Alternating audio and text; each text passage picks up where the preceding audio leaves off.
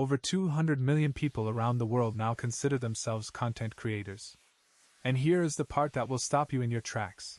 A significant portion of them are making more money than doctors, lawyers, and engineers. Not by going viral. Not by having millions of followers. But by understanding one specific shift in how the internet economy actually works. In the next 10 minutes, you are going to discover exactly how the creator economy became a $250 billion industry, who is actually winning inside it, and what the top earners do completely differently from everyone else. We will break down the platforms, the revenue streams, the rise of the so-called middle creator, and the one counterintuitive truth that most business media refuses to acknowledge, that having fewer followers can actually make you significantly more money. To understand where we are today, you have to go back to the early 2000s. The internet was young, and the idea that ordinary people could publish content and reach a global audience was still radical. Bloggers were the first wave. People writing about cooking, travel, and personal finance from their living rooms, monetizing through Google AdSense and affiliate links. It was scrappy, unpredictable, and mostly dismissed by mainstream business. Then YouTube launched in 2005, and everything began to shift. By 2012, the platform had introduced the partner program, meaning creators could earn directly from ad revenue on their videos. That was the spark. Suddenly, being a content creator was not just a hobby. It was a legitimate business model. The next decade saw platforms multiply rapidly. Instagram gave rise to visual creators. Podcasting exploded as a medium. Twitch turned video game streaming into a spectator sport. And then TikTok arrived and completely rewired how content spreads. Each new platform created a new class of creators, and each new class of creators attracted advertisers, sponsors, and eventually venture capital. By 2021, analysts at Goldman Sachs valued the creator economy at around $100 billion. By 2023, that number had grown to $250 billion. The projection for 2027 sits at nearly $500 billion. This is not a trend. This is a structural transformation of media, commerce, and how human attention is bought and sold. But here is what nobody talks about when they throw around those big numbers. The creator economy is not one economy. It is several, layered on top of each other, and the rules are completely different depending on which layer you are operating in. At the very top, you have mega creators. People like MrBeast, with revenues reportedly exceeding $80 million per year.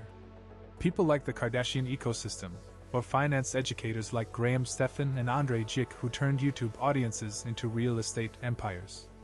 These creators operate more like media companies than individuals. They have teams, production budgets, brand deals worth millions, and diversified income streams that include merchandise, courses, apps, and equity in businesses. Below them, you have the mid-tier creators.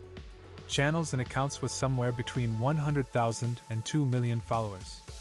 This is actually the fastest growing and in many ways most profitable segment. A fitness creator with 300,000 engaged YouTube subscribers can realistically earn between $150,000 and $400,000 per year when you factor in ad revenue, sponsorships, a digital coaching program, and affiliate commissions from supplements or equipment. Then there is the micro creator economy. And this is where the real story gets interesting. A micro creator is someone with anywhere between 1,000 and 100,000 followers. And statistically, many of them are out-earning people with audiences 10 times their size. How? Because engagement rates drop dramatically as follower counts rise. A creator with 8,000 highly specific followers in a niche like industrial photography or sustainable architecture will often have engagement rates of 15 to 20%. A creator with 2 million followers on the same platform might see engagement rates below 2%. Brands have noticed. Micro-influencer campaigns now deliver, on average, 60% higher engagement rates than macro-influencer campaigns, according to data published by Influencer Marketing Hub. So how are creators actually making money? Because this is where most outsiders get it completely wrong. They assume it is all about ad revenue. It is not. Ad revenue is actually one of the least reliable and lowest margin income streams in the entire creator toolkit. Let us break down the real revenue architecture of a successful creator. First, there are platform monetization programs. YouTube pays between $2 and $10 per thousand views depending on niche and geography. TikTok's creator fund is notoriously low, often fractions of a cent per view. Instagram and Facebook have experimented with various bonus programs. Platform ad revenue is a starting point, not a destination. Second, brand partnerships and sponsorships. This is where significant money enters the picture. A YouTube creator in the personal finance niche with 500,000 subscribers can charge between $15,000 and $40,000 for a single sponsored integration. A podcast with 50,000 monthly listeners in the business space can command $3,000 to $8,000 per episode sponsorship. The key variable is not size. It is specificity. A highly targeted audience in a high-value niche is worth exponentially more per follower than a broad general entertainment audience. Third, direct audience monetization. This includes paid newsletters through platforms like Substack, memberships through Patreon or YouTube memberships, exclusive communities through platforms like Circle or Discord, and live events. Newsletters in particular have had a remarkable renaissance. Writers like Lenny Ratchetsky reportedly earn over $2 million per year from a paid newsletter focused on product management. The model is elegant because the creator owns the relationship with the audience, independent of any algorithm. Fourth, digital products. Courses, templates, ebooks, presets, and software. This category has the highest margin of any creator revenue stream. A well-positioned online course can be created once and sold thousands of times with near zero marginal cost. Platforms like Kajabi, Teachable, and Gumroad have made this accessible to creators at every scale.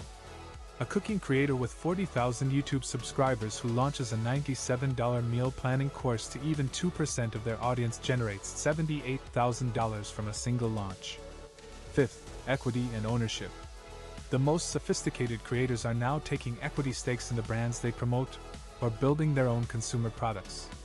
Prime Hydration, co-founded by YouTubers Logan Paul and KSI, reached an estimated $1.2 billion in revenue in 2023. This is the creator economy at its most evolved form, where audience becomes distribution channel and the creator becomes the founder.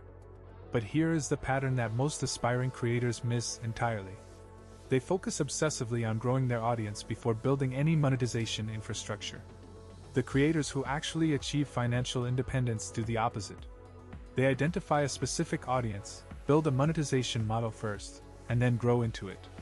Audience size is a lagging indicator of creator success, not a leading one. There is also a mental model shift that separates the small percentage of creators who sustain long-term income from the majority who burn out within 2 years. Successful creators think like media businesses. They track metrics like revenue per thousand subscribers, cost per piece of content, audience lifetime value, and conversion rates from free content to paid products. They treat content creation as a business operation, not a passion project dressed up in business language. The implications of the creator economy extend well beyond individual income. Traditional employment is being fundamentally disrupted. A 2023 report from Linktree surveyed over 9,000 creators and found that 30% of full-time creators earn over $50,000 annually, and 12% earn over six figures. These are not outliers anymore. They represent a genuine alternative career trajectory that millions of people under 35 are actively pursuing. Universities are launching creator economy programs. Talent agencies that once focused exclusively on Hollywood are signing YouTubers and podcasters. Banks are developing financial products specifically designed for the irregular income patterns of creator businesses.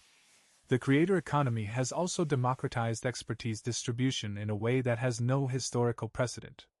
A self-taught financial educator in rural Nigeria can now reach and monetize an audience in New York, London, and Singapore simultaneously. The infrastructure cost of building a media presence that would have required millions of dollars in broadcast licenses and studio equipment a generation ago now requires a smartphone and a reliable internet connection.